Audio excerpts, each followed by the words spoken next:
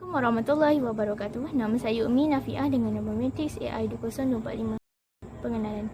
Baru-baru ini Malaysia dikejutkan dengan arak yang bernama timah yang dihasilkan oleh syarikat Malaysia iaitu One Park Corporation M Sendirian Berhad. Hal ini menimbulkan kontroversi kepada masyarakat berkenaan nama arak. Ia juga menimbulkan persoalan kepada masyarakat Malaysia tentang bagaimana nama arak tersebut melanggar sensitiviti agama Islam. Larangan Allah terhadap minuman keras yang memabukkan adalah jelas. Allah berfirman dalam surah Al-Ma'idah ayat 31 iaitu, diharamkan kepada kamu memakan bakal binatang yang tidak disembelih dan darah yang keluar mengalir dan daging babi termasuk semuanya dan binatang-binatang yang disembelih kerana yang lain dari Allah dan yang mati tercekik dan yang mati dipukul dan yang mati jatuh dari tempat yang tinggi dan yang mati ditanduk dan yang mati dimakan binatang buas kecuali yang sempat kamu sembelih sebelum habis nyawanya dan yang disembelih atas nama berhala dan diharamkan juga kamu bernasib dengan undi bertambah-tambah anak panah. Yang demikian itu adalah perbuatan fasik. Arak juga disebut dalam hadis Rasulullah SAW yang pernah bersabda, Allah tidak akan terima solat selama 40 hari bagi seorang lelaki dari umatku yang meminum arak. Yang jelas menunjukkan arak sangat ditegah dalam Islam. Arak juga dikenali sebagai ibu kepada segala kejahatan dan kencing syaitan. Latar belakang. Arak merupakan minuman beralkohol yang melalui proses pemerapan atau fermentasi yang dijadikan daripada beberapa bahan mentah seperti barley, beras, anggur dan sebagainya. Terdapat pelbagai jenis arak dan kepelbagaian bahan menambah variasi minuman arak. Contohnya, jus anggur dijadikan wine, barley dijadikan beer, beras dijadikan magoli dan sebagainya. Arak selalunya dibotolkan dengan kaca tebal yang pelbagai bentuk dan pelbagai warna. Contohnya warna hijau, warna coklat dan bersinar. Biasanya arak dinamakan berdasarkan orang yang membuat atau menciptakan arak atau bergantung kepada sejarah. Contoh nama arak ialah Carlsberg, McDowell, Kingfisher, Ricard. Terdapat juga nama-nama yang berunsur Asia Timur. Contohnya halasan soju, Kimoto Sake dan sebagainya. Arak ini merupakan salah satu bahan daripada khamar yang haram diambil sama sekali oleh masyarakat Muslim. Saya Siti Nur Syahada binti Yaakob akan menjelaskan pernyataan masalah dalam kajian yang telah kami jalankan ini. Kebelakangan ini, pengeluaran cecair memabukkan iaitu arak semakin berleluasa di dalam negara Malaysia. Malah jenama baharu cecair memabukkan ini sering menjadi buah mulut dalam kalangan rakyat Malaysia, terutama arak timah. Namun begitu, ramai dalam kalangan rakyat Malaysia masih tidak mengetahui tentang sumber bahan yang terdapat di dalam arak timah tersebut. Oleh hal demikian, ini menyebabkan pelbagai kesan dan implikasi buruk terjadi dalam kalangan rakyat Malaysia. Termasuklah ia memberi impak yang besar terhadap mangsa serta diri sendiri iaitu pemabuk yang meminum arak timah. Hal ini turut memberikan kesan kepada ahli keluarga mangsa. Namun begitu, oleh hal demikian kerana rakyat Malaysia mempunyai banyak agama yang dianut, hal ini merumitkan golongan kerajaan untuk menjatuhkan hukuman terhadap pesalah iaitu pemabuk. Namun begitu, apakah hukuman yang sesuai untuk dijatuhkan kepada pemabuk yang menganut agama Islam? Oleh hal demikian kerana terdapat pelbagai agama di dalam kalangan rakyat Malaysia, hal ini juga merupakan isu sensitif dalam kalangan rakyat Malaysia. Namun, adakah ini menyentuh isu sensitiviti dalam kalangan rakyat Malaysia yang menganut agama Islam? Oleh hal demikian, terdapat 4 objektif yang kami usulkan dalam kajian ini iaitu mengenal pasti sumber bahan yang terdapat di dalam arak timah, mengenal pasti kesan yang terjadi kepada pemabuk, mengenal pasti hukum untuk dijatuhkan kepada penganut agama Islam serta mengenal pasti tahap sensitiviti isu arak dalam kalangan penganut Islam.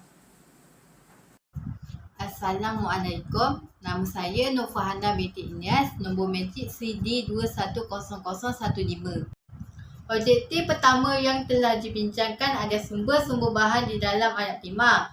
Arak jenama timah ini merupakan minuman berbentuk whisky berganda. Whisky yang sejenis minuman beralkohol yang dibuat dari penampayan biji yang telah diumai. Sumber bahan bakar yang digunakan dalam arak timah adalah gambut. Gambut dibakar untuk memberi panas kepada bahan limat kering serta memberikan whisky yang dihasilkan sebagai aroma smoky. Jelas sekali whisky merupakan air beralkohol ataupun dirujuk sebagai kamar yang terdapat di dalam surah Al-Baqarah ayat 219. Allah SWT berfirman, yang bermaksud mereka bertanya kepadamu tentang kamar dan duri. Katakanlah pada keduanya terdapat dosa yang besar dan beberapa manfaat bagi manusia. Tetapi dosa keduanya lebih besar daripada manfaatnya.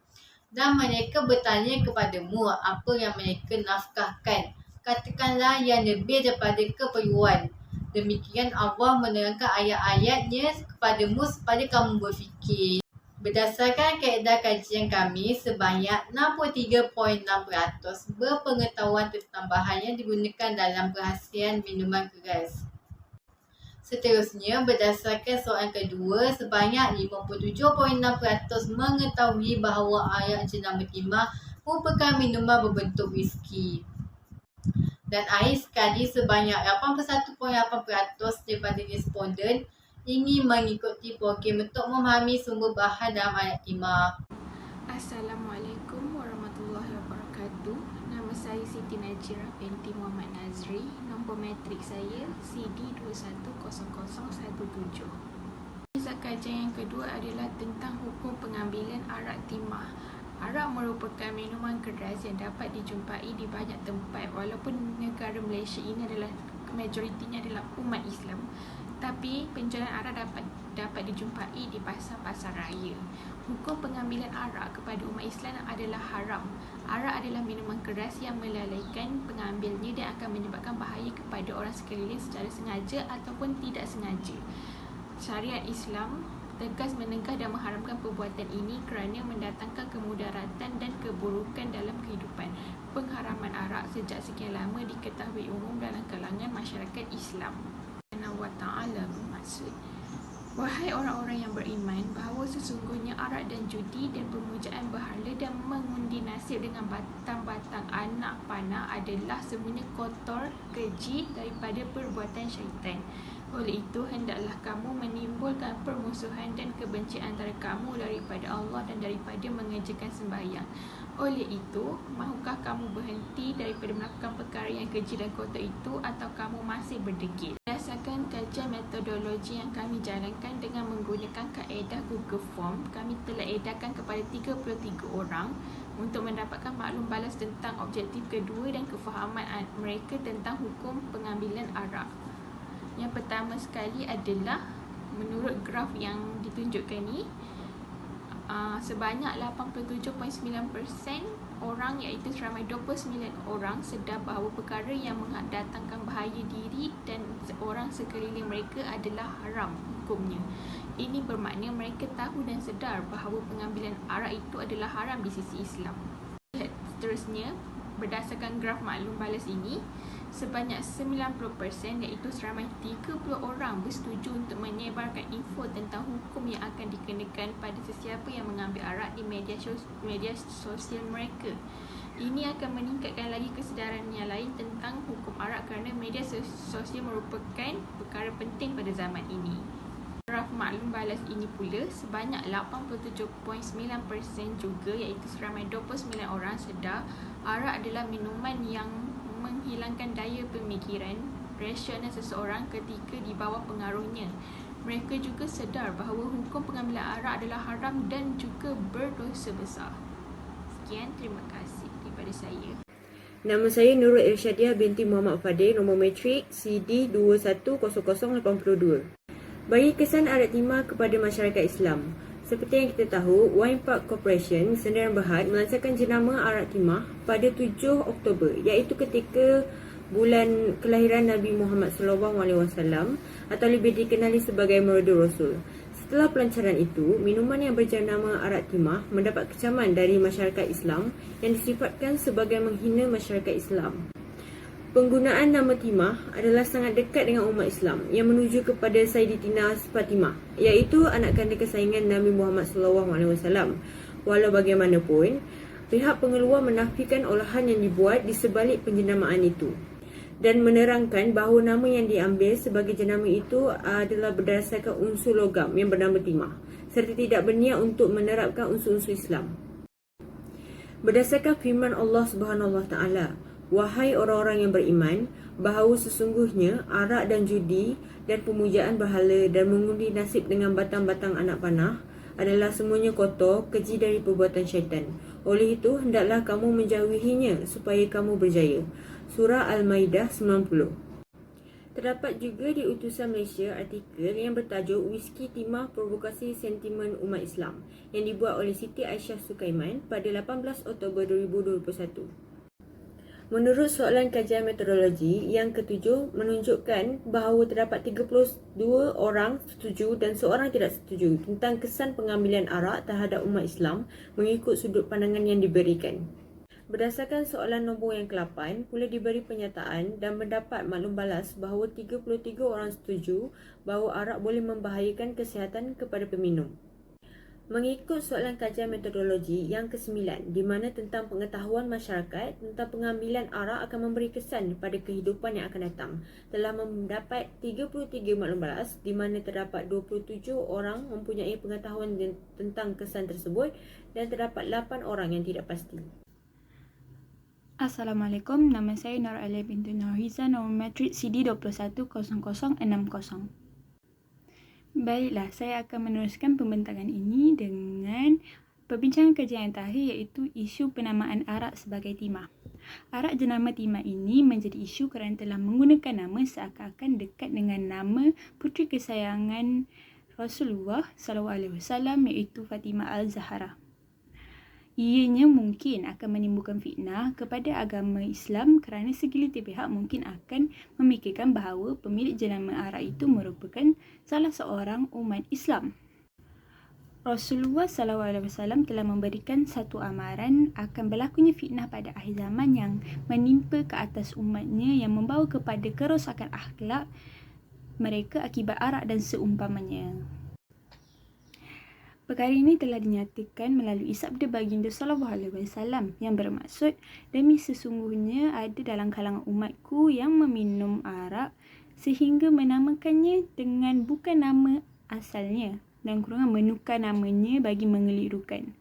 Riwayat Abu Daud. Okey, seterusnya adalah soal selidik objektif 4 yang telah kami edarkan melalui Google Form dan telah dijawab oleh seramai 33 orang.